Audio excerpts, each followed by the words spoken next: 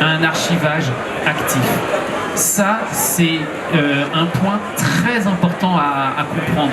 Quand vous faisiez une photo sur un négatif, le négatif, une fois qu'il avait été développé, il devenait inerte. Bon, il suffisait de le stocker dans de bonnes conditions, et ce négatif, on pouvait, surtout s'il était noir et blanc, vous pouviez le ressortir 10, 15, 20, 30, 50 ans après, et à partir de ce négatif, vous pouvez toujours, via un procédé optique, refaire un agrandissement.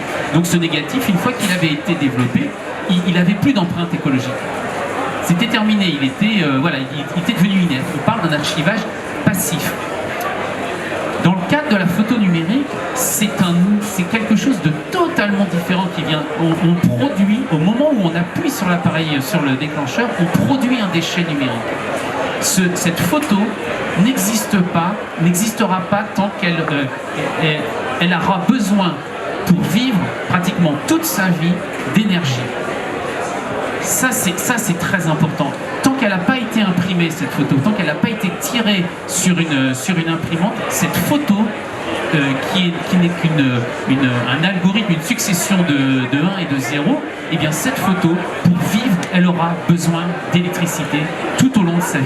Ça, c'est un truc de dingue. C'est-à-dire qu'il faut savoir que votre archivage, même quand vous le stockez sur un disque dur, quand vous le stockez sur en cloud, on parle d'un archivage actif, c'est-à-dire qu'il faut en permanence rafraîchir, régénérer, faire des copies de cette information. Un disque dur, au bout de 5 ans, 6 ans, vous prenez un risque si vous n'avez pas si vous n'avez pas fait un backup, si vous n'avez pas fait une sauvegarde.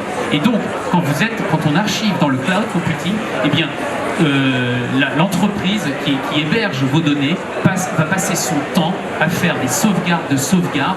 Elle a la possibilité de savoir si l'information se perd, hein, elle a des appareils qui vont lui permettre de savoir si on perd des bits au fil du temps. Et bien, dès que trop de bits disparaissent, elle enclenche un nouvel archivage, une nouvelle copie de ce disque dur.